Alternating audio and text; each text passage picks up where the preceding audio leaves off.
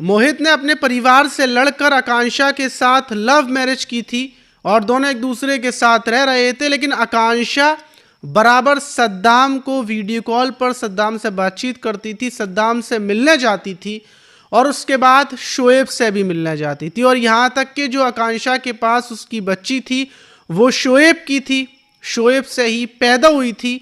और ये बात जब मोहित को पता चलती है तो मोहित उस तरह से एक उस तरह पैना करवा कर लाता है और प्लानिंग करता है आकांक्षा को मारने की। और फिर एक दिन आकांक्षा को बड़ी प्लानिंग्स के साथ काट डालता है, आकांक्षा की हत्या कर देता है, लेकिन एक गलती की वजह से वो पकड़ा जाता है। लेकिन सवाल यहाँ पर यह है कि आखिर आकांक्षा और मोहित जब एक दूसरे के साथ शादी कर कर रह रहे थे तो फिर ये सद्दाम कहाँ से आया, ये शोएब कहाँ से आया और शोएब के साथ ये बच्ची कैसे हुई। इस पूरी कहानी को जब हम आपको शुरू से बताएंगे तो आप दांतों तले उंगलियां दबा लेंगे, आप सोचने पर मजबूर हो जाएंगे कि भला ऐसा कैसे हो सकता है, क्या किसी की जिंदगी में इतने सारे फेरबदल हो सकते हैं। तो चलते हैं और जानते हैं पूरा मामला। इन घटनाओं को सुनना आपके लिए इसलिए ज़रूरी है कि कहीं आपके साथ ऐसा ना हो जाए। तो चलते। तो दोस्तों मेरा नाम माज है, उम्मीद है कि आप सब अच्छे होंगे, सुरक्षित होंगे। और इससे पहले वाली वीडियोस में जिन जिन लोगों ने कमेंट्स किए थे उनके कमेंट्स को मैं वीडियो के आखिर में पढ़ूंगा।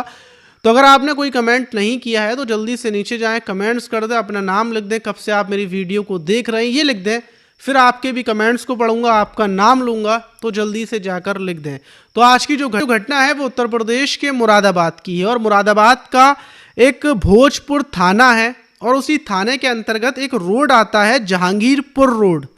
वहीं उस रोड की साइड में 25 दिसंबर को जब राहगीर गुजर रहे थे तो उनकी नज़र पड़ती है कि कुछ कपड़े से रोड के साइड में पड़े हुए हैं, एक दुपट्टा पड़ा हुआ है। और लोग जाकर देखते हैं तो उनकी चीख निकल जाती है, क्योंकि वहाँ पर एक लड़की की लाश पड़ी हुई थी, वो भी सर तन से पूरा जुदा था।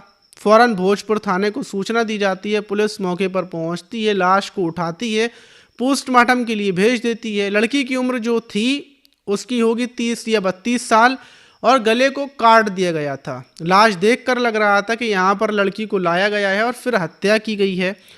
पुलिस अब शिनाख्त करना चाहती थी कि आखिर ये लड़की किस गांव की है, कहाँ की है, तभी कातिल को पकड़ा जाएगा। इसलिए चारों तरफ आसपास के थानों में सूचना दे दी जाती है। लेकिन 25 दिसंबर से 26 दिसंबर लग जाती है, 27 दिसंबर लग जाती है, लेकिन लड़की की शिनाख्त नहीं हो पाई थी। पोस्टमार्टम रिपोर्ट में आता है कि गला काट कर हत्या की गई है।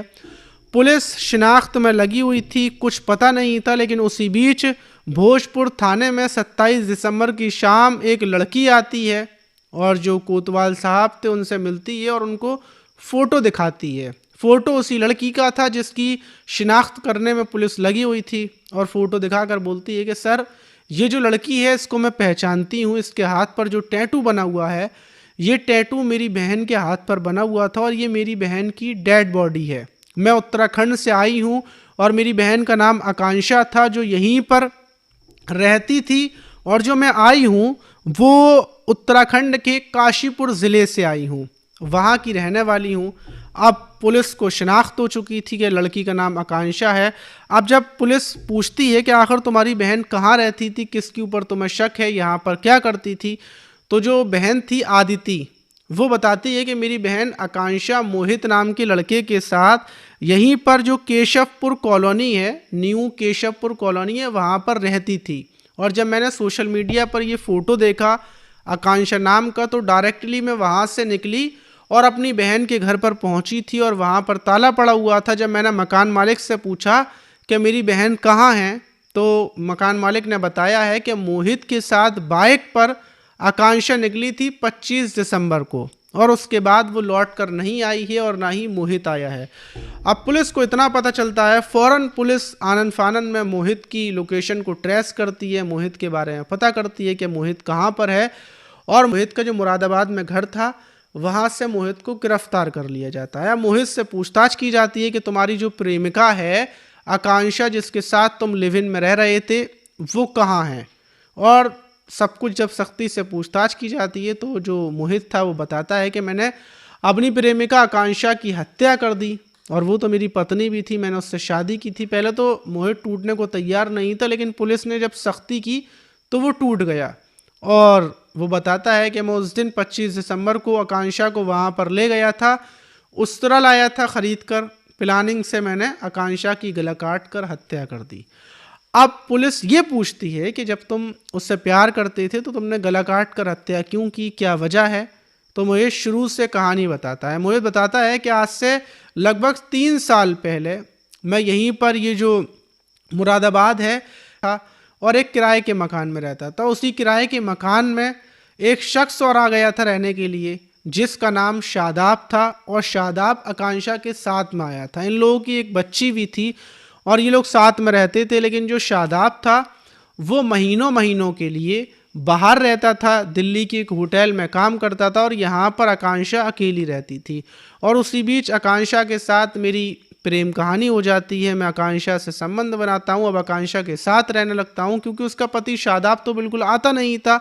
तो मेरे सब कुछ मज़े मज़े चल रहे थे, और जब हम लोग एक दूसरे के साथ रहते हैं तो फिर प्यार बढ़ जाता है, और प्यार इतना बढ़ जाता है कि हम लोग फैसला कर लेते हैं कि अब एक दूसरे के ही साथ रहेंगे। ये बात आकांक्षा अपने पति शादाब से बोल देती है कि मैं अब तुम्हारे साथ नहीं रहूँगी, मैं अकेले रहूँगी। और जो बच्ची थी वो बच्ची को शादाब को दे देती है, शादाब उस बच्ची को ले जाता है। अब आकांक्षा मेरे साथ यहाँ पर जो न्यू कॉलोनी है यहाँ पर आकर रहने लगती है। ज़िंदगी बिल्कुल ठीक ठाक चल रही थी, लेकिन मेरे परिवार वाले आकांक्षा के साथ शादी करने को तैयार नहीं थे। उन लोगों ने कोई और लड़की देख रखी थी, क्योंकि आकांक्षा शादीशुदा थी, उसकी एक बेटी भी थी, जो बेटी जा चुकी थी लेकिन शादीशुदा थी। और मेरे परिवार के लोग तैयार नहीं थे, लेकिन मैं आकांक्षा से प्यार करता था। वक्त तो गुजरता जाता है, और अब आकर फ़िलहाल में इसी दिसंबर के महीने में मुझे पता चलता है कि आकांक्षा बराबर अपने पति को, जिसको उसने छोड़ दिया है, उससे फ़ोन कॉल पर बातचीत करती है और उससे मिलने जाने की प्लानिंग कर रही है। और जब मैं ज़्यादा छानबीन करता हूँ आकांक्षा के बारे में, तो पता चलता है कि जो आकांक्षा के पास बच्ची थी वो बच्ची शादाब की नहीं है, बल्कि शोएब की है। और शादाब से पहले पति उसका शोएब था, वो शोएब के साथ रहती थी। फिर उसका दिल शादाब पर आया, फिर वो शादाब के साथ रहने लगी, और शादाब के बाद फिर मोहित के पास आई है। ये बात जब उसको पता चलती है तो वो अपने दोस्त को बताता है और बोलता है कि मैं चाहता हूँ आकांक्षा से पीछे छुड़वाना। लेकिन आकांक्षा मेरा पीछा कैसे छोड़ेगी, क्योंकि आकांक्षा को इसने कुछ टाइम पहले छोड़ने की कोशिश की थी, लेकिन फिर आकांक्षा ने फिनाइल पी लिया था, तो ये परेशान हो गया था और तब से आकांक्षा के साथ रह रहा था। अपने जो परिवार था उससे ये वादा करता है कि मैं कुछ टाइम में आकांक्षा को छोड़ दूंगा, क्योंकि परिवार के लोगों ने खूबसूरत सी सुंदर सी लड़की देख रखी थी और उसका फ़ोटो भी मोहित को दिखा दिया था। तो मोहित शादी करने के सपने देख रहा था कि मैं आकांक्षा को साइड कर दूंगा और उसके बाद मैं एक फिर शादी करूंगा, एक नई ज़िंदगी की शुरुआत करूंगा, और आकांक्षा रास्ते से हट जाएगी। और आकांक्षा का परिवार यहाँ का नहीं है, उत्तराखंड का है, तो कोई उससे पूछेगा भी नहीं। और अब मौत हत्या करने की प्लानिंग जब ये करता है तो ये मिर्ज़ापुर मूवी देखता है, मिर्ज़ापुर जो वेब सीरीज़ है उसको देखता है, और उसमें दिखाते हैं कि जो मुन्ना भैया का कंपाउंडर था उसको उस तरह से काटा गया था और उस तरह से ही उसको ख़त्म कर दिया गया था। तो वही सीन देखता है और उसके दिमाग में आती है कि उस तरह से ही मैं आकांक्षा को काट दूंगा। तो ये मार्केट में जाता है, 25 दिसंबर से पहले उस तरह लेकर आता है, और उस तरह लाने के बाद पूरी प्लानिंग करता है। और 25 दिसंबर को आकांक्षा से ये बोलता है, पहले शराब भी पीता है, फिर बोलता है कि मुझे अपनी माँ को देखने जाना है, उनकी तबीयत ख़राब है और वो तुम्हें भी बुला रही हैं, जल्दी से तैयार हो जाओ। आकांक्षा तैयार हो जाती है, फिर बाइक से लेकर आकांक्षा को निकलता है। जो सुनसान जहांगीरपुर का रोड था जिसको इसने पहले से सेलेक्ट कर रखा था, वहीं पर पहुंचता है। आकांक्षा से बोलता है कि ज़रा मैं पेशाब कर लूं, 1 सेकंड रुक जाओ। बाइक को रुकता है, इधर उधर देखता है, जब कोई नहीं दिखता तो फ़ौरन आकांक्षा को खींच लेता है और उस तरह गले पर फेर देता है। उस तरह बेहद ज़्यादा पहना होता है क्योंकि ब्लेड जैसा होता है जिससे शेविंग होती है, तो आकांक्षा ज़्यादा तड़प नहीं पाती, आकांक्षा की मौत हो जाती है। हाथ पैरों को पहुंचकर वहीं पास में ही एक पेट्रोल पंप था, वहाँ पर बाइक को लेकर पहुंचता है, मुंह हाथ धोता है और वापस अपने दोस्त के पास आता है। उसको बताता है कि मैंने अपनी पत्नी की हत्या कर दी। फिर दोस्त के साथ पार्टी करता है और सपने देखने लगता है नई लड़की के साथ शादी के। लेकिन बहन की, जो बहन आकांक्षा की बहन यहाँ पर आई थी, उसकी वजह से ये पकड़ा गया और पकड़े जाने पर इसको बेहद ज़्यादा अफसोस भी है। और पुलिस ने दोनों दोस्तों को उठाकर जेल भेज दिया। तो आप समझ सकते हैं कि अगर आप किसी के साथ गलत कर रहे हैं तो आपके साथ कब गलत हो जाए, सामने वाला आपके ही लिए क्या प्लानिंग कर दे, कुछ नहीं पता। तो इस टाइम पर बहुत ज़्यादा सतर्क सावधान रहने की ज़रूरत है। और दूसरी बात कि आप किसी के भी साथ धोखा ना करें। अगर आपको ऐसा लगता है कि आप चुपके से धोखा कर रहे हैं, उसको पता नहीं चलेगा, तो बिल्कुल गलतफहमी है, उसको पता चल जाएगा और उसने अगर आपके साथ धोखा कर दिया तो बहुत गलत होगा, जैसा आकांक्षा के साथ हुआ। आप इस घटना पर क्या बोलना चाहिए कमेंट बॉक्स में ज़रूर बताइएगा। अब बात करते हैं उन लोगों की जिन लोगों ने इससे पहले वाली वीडियोस में कमेंट किए थे, उनके कमेंट्स को पढ़ते हैं। और ये कमेंट किया है कंचन शर्मा ने। ये बोल रही है मैं उन्नाव से हूँ, मेरा नाम कंचन विजय है, मेरा नाम ज़रूर लीजिएगा। तो कंचन जी मैंने आपका नाम ले दिया है। और अजय कुमार बोल रहे हैं गुड मॉर्निंग माज भाई। अजय कुमार, अजय अहमदाबाद से। तो गुड नाइट भाई, क्योंकि अब रात हो रही है, मैं सोने चला जाऊंगा और फिलहाल मैं लगभग रात का 1 बज रहा है, तो इसलिए मैं सोने जाऊंगा, इसलिए गुड नाइट। और शरीफ ये बोल रहे हैं अस्सलाम वालेकुम माज भाई, मेरा नाम शरीफ है। तो भाई बिल्कुल शरीफ अशरफ नाम है। स्माइलिंग व्यापार बोल रहे हैं अस्सलाम वालेकुम भाईजान, कैसे हो, बिग फैन भाई, love you bro, love you too smiling बहरबार। पौधा होम बोल रहे हैं कहाँ से हो, मैं भी यूट्यूबर हूँ, आपसे बात करना था, बताइए भाई क्या बात करनी थी, मैं आपके एसएमएस को पढ़ रहा हूँ।